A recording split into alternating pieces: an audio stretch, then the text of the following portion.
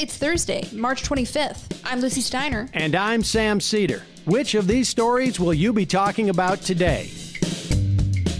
Democrats are moving ahead with one of their top legislative priorities, a sweeping voting rights bill. Republicans call it a power grab, but of course they would, considering they prefer that only old white Republicans should be allowed to vote. Meanwhile, federal prosecutors have established a conspiracy between the Oath Keepers and the Proud Boys related to the January 6th Capitol insurrection.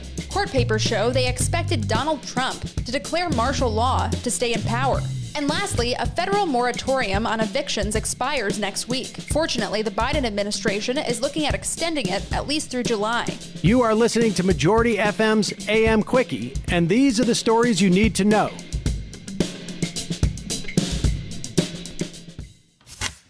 We've told you about Republican schemes to restrict the vote. Well, the New York Times reports that the Senate yesterday convened an open hearing on a sweeping elections bill that would expand voting rights and blunt Republican state legislators' efforts to restrict access to the ballot box. Chock full of liberal priorities, the bill, called the For the People Act, would usher in landmark changes, making it easier to vote, enact new campaign finance laws, and end partisan gerrymandering of congressional districts. The legislation passed the House along party lines earlier this month. It faces solid opposition from Republicans who are working to clamp down on ballot access and who argue that the bill is a power grab by Democrats. Democrats on the Senate Rules Committee hope that testimony from former Attorney General Eric Holder, prominent voting rights experts, and anti-corruption advocates will help build on a rising drumbeat of support from liberals, the Times reports. Senate Majority Leader Chuck Schumer said that there is a concerted nationwide effort to limit the rights of citizens to vote. He called the voting rollbacks in the states an existential threat to democracy, reminiscent of Jim Crow segregationist laws, chanting shame, shame, shame at the Republicans promoting them.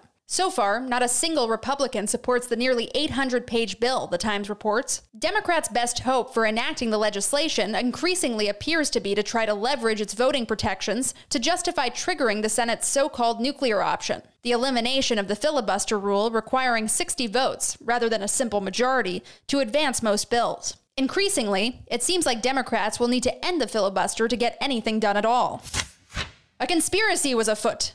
Leaders of the Oath Keepers militia and the Proud Boys were in communication in the weeks before the Capitol riot and appear to have coordinated some plans for the day of the attack, prosecutors said in court papers, according to the New York Times. The evidence presented in the papers connects the two most prominent targets of the federal government's investigation in the storming of the Capitol on January 6th. The new disclosure about the links between two extremist groups was contained in a motion filed by prosecutors seeking to keep Kelly Meggs, the leader of the Florida chapter of the Oath Keepers, in jail before his trial, the Times reports. Prosecutors cited several of Meg's private Facebook messages in which he told others that as many as 100 Oath Keepers planned to be in Washington for a rally in January, answering a call by Donald Trump. On Christmas Day, the court papers say, Meggs wrote that his group of the Oath Keepers would be serving as security guards during the days surrounding the pro-Trump event, but had, quote, orchestrated a plan with the Proud Boys, unquote, that night. On December 26th, the new court papers say, he wrote a message announcing that Trump planned to use the emergency broadcast system to invoke the Insurrection Act, effectively establishing martial law. Even though the filing in the Meggs case was the first time that investigators have revealed evidence connecting the Proud Boys and the Oath Keepers, the Times say there is no indication that the government intends to merge the separate inquiries. 15 members of the Proud Boys are facing charges including conspiracy to resist law enforcement officers and disrupt the workings of the government. Tough break, jabronis. Hey, Majority.fm's AM Quickie is fueled by JustCoffee.coop. Just Coffee is a worker-owned coffee roaster based in Madison, Wisconsin that has sponsored the Majority Report for nearly a decade. Check out their collection of fair trade roasts, including our own Majority Report blend, and regardless of what you order, receive 10% off of your order when you use the code MAJORITY at checkout. All shipping, of course, is free. That's coupon code MAJORITY at justcoffee.coop.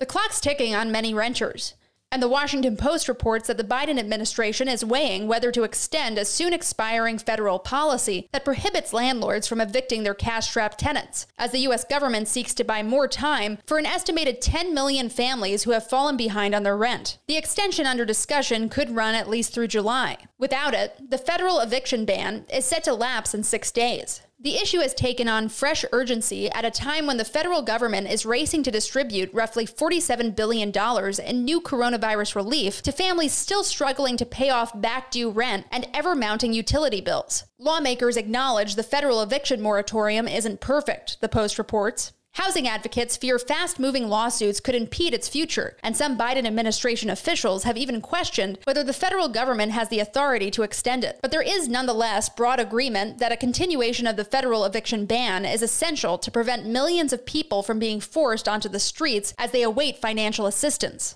Rhode Island Democratic Senator Jack Reed, who has sponsored legislation protecting renters from eviction, called affordable housing the single most effective form of personal protective equipment one can have. He said, quote, "If we suddenly threw people out of their homes and onto the streets and into other people's homes, it would accelerate COVID," unquote. The Biden administration is also discussing some additional policy tweaks to the moratorium, the Post reports. That includes a new education campaign to inform renters that the policy exists. The Biden administration also has weighed taking a greater role in enforcing the moratorium against landlords who refuse to honor it. Yep, seems like a good idea. Actually enforcing the policy, that is. And now, for some quicker quickies. Quicker quickie. President Biden has asked Vice President Kamala Harris to lead the administration's efforts to handle the increase in migrants on the southern border.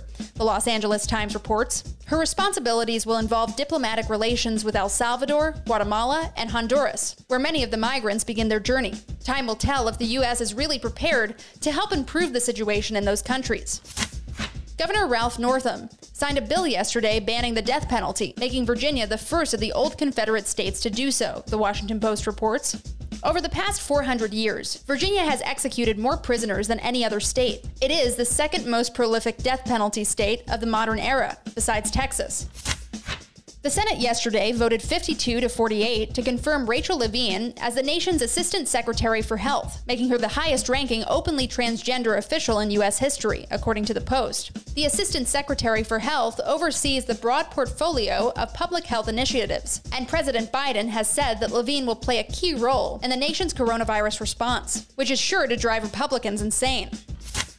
The Guardian reports that hundreds of people in prison for protesting last month's coup in Myanmar have been released in the first apparent gesture by the military to try to placate the protest movement. Witnesses outside Insane Prison in Yangon saw busloads of mostly young people looking happy, with some flashing the three-finger gesture of defiance adopted by the protest movement. State-run TV said a total of 628 were freed. At least 55 remain in prison and will face charges. Solidarity to all of them. Quicker quickie.